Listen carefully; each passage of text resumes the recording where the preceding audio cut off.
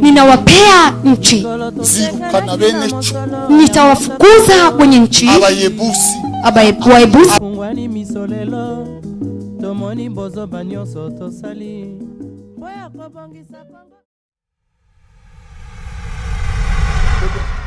sisi si kama wengine, sisi si kama taifa zingine. Ukweli hiyo naomba ukweli. Sisi si kama taifa wengine. Watu wanasema je, ni sisi pekee ndio tunafanya dhambi? Nyinyi si kama wengine. Nyinyi si kama wengine. Si kama wengine. Nyinyi si kama wengine.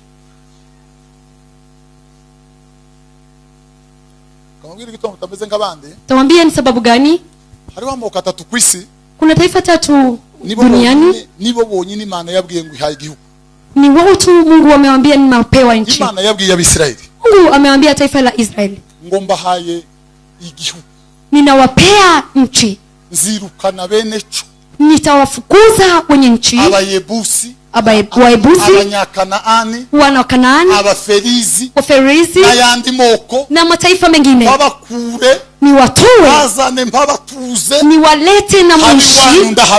Kutakuwa mahali penu na wapea nyinyi wana wa Israeli, lakini si hakukuwa kwenu, lakini ninawapea kwa sababu mmenifurahisha.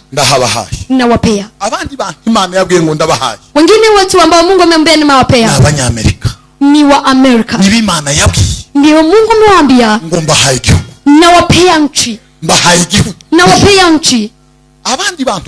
Na wengine watatu, mwambie mwenzio ni wewe. Voit un petit Barnabé qui fait le tour des télévisions. Barnabé Milingano. Voilà. Qui défend la cause des Banyamulenge en disant qu'ils sont un peu plus forts, ils sont arrivés avant, que la stabilité du pays dépend de tout ça. Depuis leur entrée ici, le pays est aux abois. Depuis. Mais qu'ils nous disent s'ils sont forts, qu'est-ce qu'ils ont fait du Rwanda? Il n'y a rien au Rwanda. Ça fait plaisir de vous avoir parce qu'on touche un peu à tout. Vous sortez la question de Barnabé Kadiombo. Je sais que vous êtes également quelqu'un qui est trop lié à l'histoire. Vous nous dites devant la caméra que les Banyamulenge pour vous ne sont pas de Congolais. Ils ne sont pas de Congolais, pas du tout. Ils ne les sont pas. D'ailleurs, moi j'ai encore les images, j'ai montré quand ils sont arrivés. Je rappelle que vous êtes juriste. Oui. Et que la constitution de la RDC dit que les Congolais, un peuple dont le père ou les arrières ou les grands-parents étaient sur le sol congolais à partir de l'indépendance. Vous voulez nous dire que les Banyamulenge sont arrivés au Congo après 60? Pourquoi vous n'avez pas les Indiens ici congolais? Pourquoi vous ne les avez pas? Et les Belges eux-mêmes qui ont colonisé la République démocratique du Congo, pourquoi ne sont-ils pas congolais? Pourquoi il n'y a que eux qui disent que nous sommes congolais? Parce qu'en 1960, cela nous a l'indépendance du Congo nous a trouvé là sur le sol congolais. C'est un faux fouillant. Et pourquoi Rugwiza est enterré au Rwanda? Pourquoi tous ces officiers supérieurs qui meurent au nord et au sud Kivu, on les enterre au Rwanda? C'est là où il y a leur sang. C'est là où il y a leur cœur. Donc Rubero, c'est un Rwandais pour vous? Parce qu'il était le président des étudiants rwandais à Lubumbashi. Quand le professeur Witt Mulongo dit qu'il a trouvé deux nationalités dans le dossier de Rubero, ça ce n'est pas moi qui ai découvert. Ça vous avez suivi. Il dit, non, moi je ne vois pas comment on peut délibérer cet étudiant parce que il a deux nationalités. Et il dit, et on le va. Vous voyez? Oui. Vous comprenez? Et alors, on lui a posé une question. La première par Kalunga, dans son émission Nouvelle Donne. Il a posé la question à Rubero.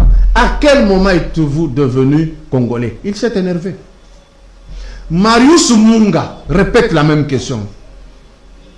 À quel moment êtes-vous devenu congolais? Il dit non, je suis congolais des droits. Non, quel droit? Dit seulement naturalisé congolais. Alors que même dans cette démarche, c'était une démarche biaisée. On ne donne jamais une nationalité collective. Ça n'existe pas dans quelle loi du pays. Cette nationalité devrait être demandée individuellement. Mais il a quand même été candidat président de la République ici. Si Roubewa n'est pas, congolais, vous voulez dire quoi? Nyarugabo non plus n'est pas congolais. Ils sont nombreux. Les généraux qui sont dans notre armée ne sont pas congolais. La caméra est là. Et on nous dit que cette question est une question tellement délicate qu'il faut exploiter, non pas avec extrémisme comme vous le faites, parce que ça risque d'exploser le pays. Non, Barnabé il dit nous sommes venus au Congo par les armes. Si vous voulez que nous partions, il faut nous faire partir par les armes. Il a répondu à votre question. C'est tout, vous avez la réponse. Je ne vous donnerai aucune réponse qui vient de moi. Ça, c'est Barnabé qui dit. Nous sommes venus par les armes et nous partirons par les armes. Kadiombo. Pero. Les Banyamulenge ne sont pas congolais. Roubewa, vous le dites, c'est un Rwandais. Nyarugabo, c'est un Rwandais. Les généraux, tous les généraux Banyamulenge, ce sont des Rwandais. Ils sont chez nous. On en fait quoi? On les tue, on les met dans les camions parce que le Rwanda n'en veut pas, le Burundi n'en veut pas, le Rwanda, les Ougandais n'en veulent pas. On en fait quoi finalement? Ok, j'admets votre hypothèse. Voilà. Parce que Barnabé dit, pas seulement lui, les tenants de cette thèse-là, lorsqu'ils évoquent la délicatesse de la question rwandaise, ils nous disent que les extrémistes comme Kadiombo sont en train de crier, mais ils ne donnent pas de solutions, des fonds. Voici la solution. Nous en faisons quoi? Non, voici la solution. Les Congolais sont à Bruxelles. Des années. Ils n'ont jamais déclaré une terre en Belgique. Les Congolais sont en Angola. Ils n'ont jamais demandé une terre. Voire même les Kassaïens qui sont Congolais, ils n'ont jamais demandé une terre au Katanga, alors qu'ils sont originaires du Katanga. Avec comment il s'appelle Mbidi, hein? Ilunga Mbidi, oui, voilà. J'ai d'ailleurs suivi une émission là-dessus chez vous. Très belle émission, bravo pour ça. Alors, mais eux, ils doivent accepter d'être Congolais par naturalisation, alors qu'ils demandent individuellement. Première démarche. La seconde, ils doivent être astreints aux conditions qu'un naturalisé ne peut pas briguer des fonctions de haute autorité. Pas du tout. Ne rêvons pas, Kadiombo, ça c'est un rêve, c'est impossible, on peut pas le faire. C'est impossible. Prenons des solutions. Non. Ça serait impossible. Mais comment si c'est impossible? Ne rêvons pas, Kadiombo. Mobutu qui marchait comme l'éléphant sur les œufs au Rwanda. Dis-moi un seul Congolais qui est devenu président là chez eux. Dis-moi. Ah non. Le Congolais a déjà un discours de faiblesse au départ. C'est-à-dire quoi? On impose à Roubewa aujourd'hui d'aller au ministère des Affaires étrangères et de demander la nationalité. On impose à Nyarugabo de faire pareil. On va imposer à ces gens-là de le faire. Est-ce que vous pensez que ça tient, ça? Ça tient la route et convenablement la route. Vous savez, ce problème peut être réglé facilement par l'ADN. Arrêtons cet extrémisme. Non, je ne suis pas extrémiste. Non. Voici le problème. Je réponds. Voici le problème. Les Kassaïens qui étaient secoués au Katanga, vous les avez vus prendre les armes? Dites-moi. Et pourquoi eux prennent les armes? Et pourquoi eux choisissent un lieu? Nous devons être d'ici en créant une tribu qui n'existe pas. Tu as lu, comme moi, comme tout le monde, il n'y a jamais eu une tribu qu'on appelle Banyamulenge. Ça, on le sait. Il se complique la donne pour rien. Celui qui veut être congolais, nous avons eu Chaloupa ici. Nazem qui vient de fuir de lui-même. Nazem est devenu Katangé, mais pas d'une seule tribu du Katanga. Il devient Katangé tout court. Ils peuvent devenir congolais tout court comme Issengimian l'avait été. L'évêque? Le roi, le général, l'évêque. Tiens, je l'avais oublié celui-là. Eh bien justement, qu'ils entendent pour une fois une parole vraie. Ça les changera. Ça changera tout le monde.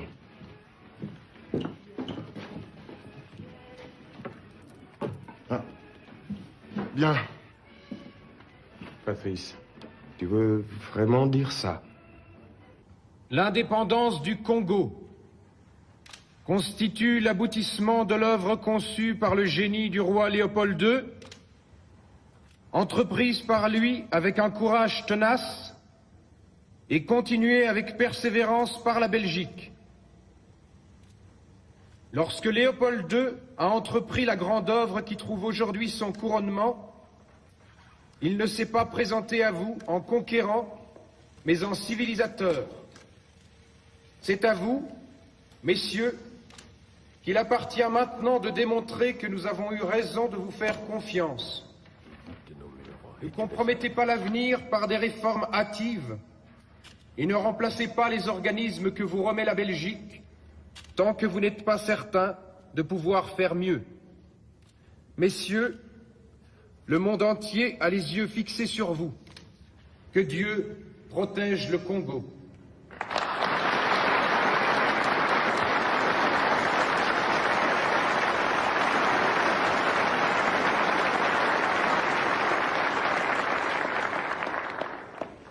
Excellences, mes chers compatriotes, au moment solennel où la République du Congo se présente au monde et à l'histoire, pleinement indépendante et souveraine.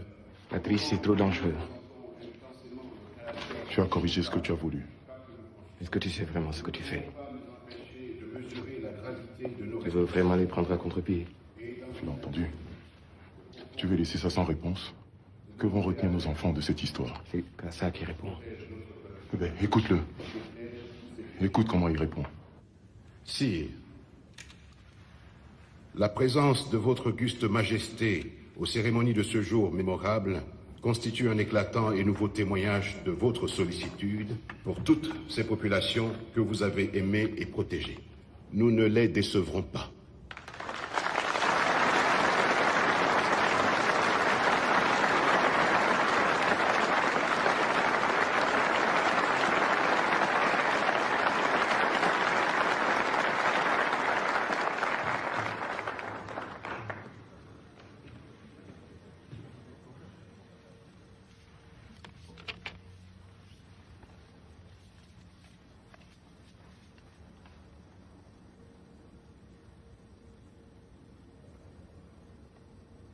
Congolais, Congolaises, combattants de l'indépendance aujourd'hui victorieux.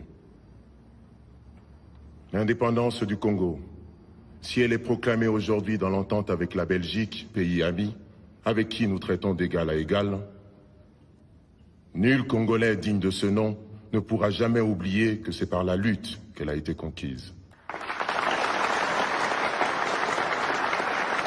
Une lutte dans laquelle nous n'avons ménagé ni nos forces, ni nos privations, ni nos souffrances, ni notre sang. Nous avons connu le travail harassant, exigé en échange de salaires de misère.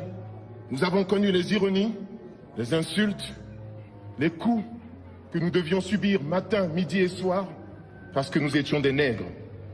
Qui oubliera les fusillades où périrent tant de nos frères, les cachots où furent brutalement jetés ceux qui avaient échappé aux balles des soldats dont les colonialistes avaient fait l'outil de leur domination. Tout cela, mes frères, nous en avons profondément souffert et nos blessures sont trop fraîches et trop douloureuses encore pour que nous puissions les chasser de notre mémoire. Tout cela, mes frères, nous vous le disons tout haut, tout cela est désormais fini. La République du Congo a été proclamée et notre pays est maintenant entre les mains de ses propres enfants. Nous allons établir ensemble la justice sociale et assurer que les terres de notre patrie profitent véritablement à ses enfants. Voilà, sire, Excellences, Mesdames, Messieurs, mes chers compatriotes, mes frères de lutte, mes frères de race, voilà ce que j'ai voulu vous dire. Vive l'indépendance de l'unité africaine, vive le Congo indépendant et souverain.